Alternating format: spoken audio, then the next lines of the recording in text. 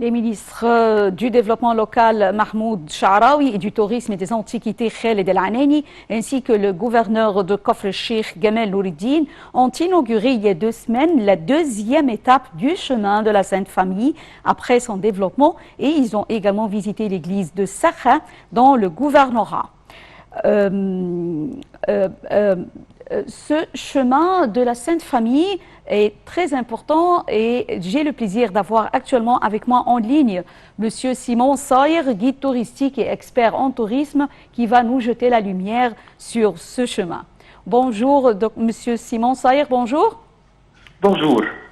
Tout d'abord, quelle est l'importance de ce chemin ou de ce trajet selon le christianisme et pour le tourisme également, sur les deux niveaux? Alors, pour l'Égypte, c'est très bien de se servir de tous les éléments à tout pour les différents genres du tourisme hors classique. Par exemple, on peut se faire un voyage sur les pas de Moïse et qui correspond avec la Semaine Sainte.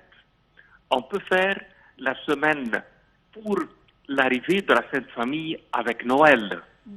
On a beaucoup d'événements qui ont traversé l'Égypte dont on peut se servir car il y a une très belle clientèle et un bon tourisme qui veut et qui désire être sur les lieux qui ont été traversés par les personnages pour lesquels ils ont une belle croyance.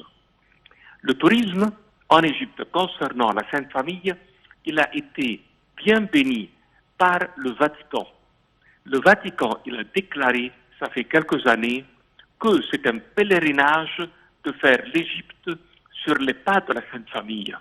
Et de là qu'on peut recevoir un nombre incalculable de touristes sur toute la longueur de l'année. On n'est pas limité comme à Jérusalem pour la Semaine Sainte, mais nous, on a les 12 mois de l'année pour cet accueil. On a des occasions pour les fêtes concernant la Vierge Marie, comme par exemple à Doronka, en plein cœur d'été à la mi-août. On peut se faire pour la semaine de Noël. Vous avez bien la semaine de Pâques. Aussi bien que le reste de l'année hors saison de carême, tous les monastères sont ouverts, tous les sites qui ont été inaugurés dans les lieux que et où la Sainte Famille a placé ses pieds. Je prends un grand exemple, le Vieux-Caire, le quartier copte. C'est un lieu où la Sainte Famille s'est bien installée. Il y a plus qu'un puits qu'on peut y visiter, plus qu'une cave qu'on peut y passer, aussi bien que des églises et des monastères qui ont été réalisés avec beaucoup d'objets d'antiquité qui datent des premiers siècles du christianisme. Alors, l'arrivée de la Sainte Famille en Égypte bénit le tourisme actuel et l'Égypte a pris cela en considération sur les 42 étapes de leur passage. Il y a eu une partie qui a été inaugurée et une deuxième actuellement. La première partie, elle concernait les lieux déjà prêts et qui étaient déjà connus, comme par exemple le quartier copte, Wadi Natroun, l'arbre de la Vierge Marie à Matareya, et ainsi de suite. À Zatoun, exactement. Maintenant, on inaugure un peu plus la partie de la Moyenne-Égypte et de la Haute-Égypte. Le but, c'est de faire le voyage à partir de Sinaï jusqu'à ce que vous arrivez à Assiout. Et ensuite, il va y avoir un grand voyage qu'on va encore réaliser, c'est le chemin de retour dont personne n'en a parlé avant. Car le voyage de retour, ça c'est sur le chemin de retour de la Sainte Famille qui ont emprunté un autre chemin qui les a conduits un peu plus au sud, vers Jabal Assiout, connu sous le nom de Gabal Doronka. La Sainte Famille, elle a bien béni cet endroit et on a construit à 8 km à l'ouest d'Assiout un couvent qui porte le nom de la Sainte Vierge. Alors la Sainte Famille, elle a poursuivi son voyage de ce point jusqu'au Vieux-Caire, Matareya, Mahamma, le Sinaï, et elle a terminé son voyage après 3 ans pendant lesquels ils ont parcouru chez nous 2000 km.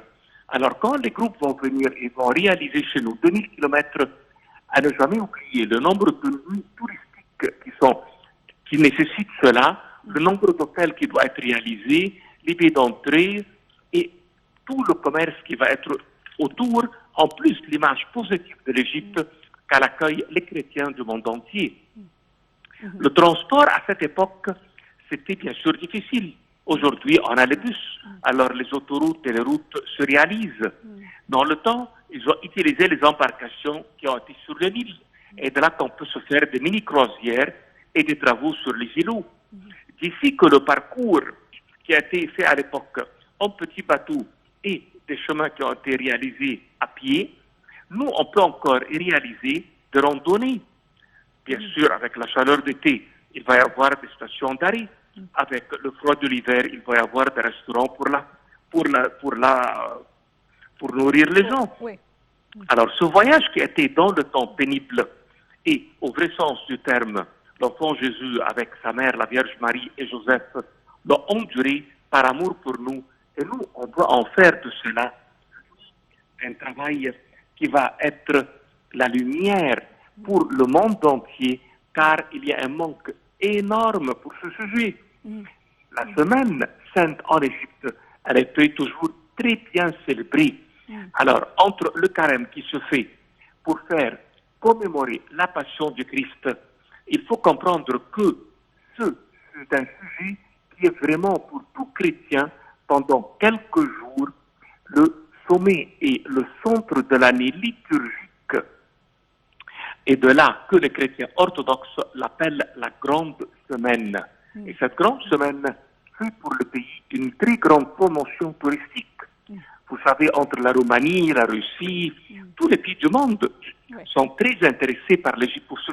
Ils sont coptes, la plupart, la majorité. Oui. Voilà. Monsieur Simon, ce projet de revivification du chemin de la Sainte Famille est l'un des projets nationaux les plus importants. Alors, quelles sont les stations les plus importantes de ce trajet? Alors, par exemple, on a un lieu qui s'appelle Gabel Koskam. C'est un lieu, par exemple, où il y a le monastère del Muharrak. Alors, cette région de Der el Muharrak est l'un des principaux lieux où s'établit la Sainte Famille et elle a été nommée à cette époque Bethléem II. C'est un monastère qui se situe sur le versant del Jabal el-Gharbi, qui est la montagne de l'Ouest, et qui a été connu par le nom Koskam. C'est un nom d'une ville qui a été à l'époque détruite, qui est à 12 km d'une ville très connue à nos jours, c'est la ville Kousseya, et qui dépend du gouvernement d'Assout à 300 km du sud du Caire. La Sainte Famille, elle a séjourné 6 mois et 10 jours dans la grotte qui deviendra plus tard l'hôtel de l'église ancienne. Alors, c'est un endroit qu'on appelle aussi bien le centre de l'Égypte. C'est un hôtel qui est en pierre et sur lequel s'est asseyé le Seigneur Jésus. On a encore une grotte qui s'appelle l'Ange du Seigneur, là où il a apparu à Joseph dans une vision et qui lui dit « Lève-toi, prends le petit enfant et sa mère et va dans le pays d'Israël, car ceux qui ont voulu à la vie du petit enfant sont morts. » On a encore un endroit qui s'appelle Myr. Eh bien, elle n'a jamais oublié la zone de Beyrouth. La Sainte Famille, elle a aussi bien passé par El Ashkounin, qui se trouve dans la zone de Malawi, là où il y a Jabal el-Tir.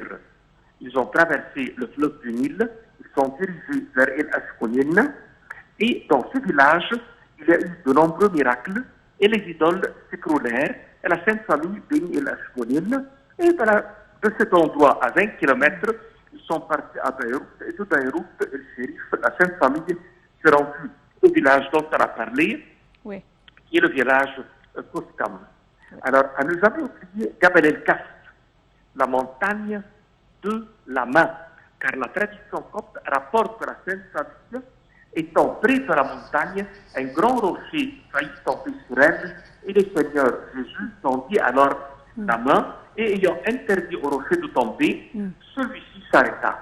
Ce rocher porte l'empreinte de la main du Seigneur Jésus, et la Sainte Famille rencontre sur sa route un acacia élevé, aussi bien un laurier, qui se trouve à 2 km de Jabal el-Tir, le long du chemin longeant le Nil et la montagne reliant جبل السير Oui. à Nasr Saadit jusqu'au nouveau pont de Minier. Et là, vous avez bien l'arbre qui a été aussi bien nommé Gloire à lui. Nous vous remercions infiniment, Monsieur Simon Sayer, guide touristique et expert en tourisme, pour ces explications. Mesdames et messieurs, nous arrivons à la fin de cette édition de notre programme quotidien Bonjour l'Égypte. Restez avec nous sur Nile TV International. Merci pour votre fidélité. Au revoir.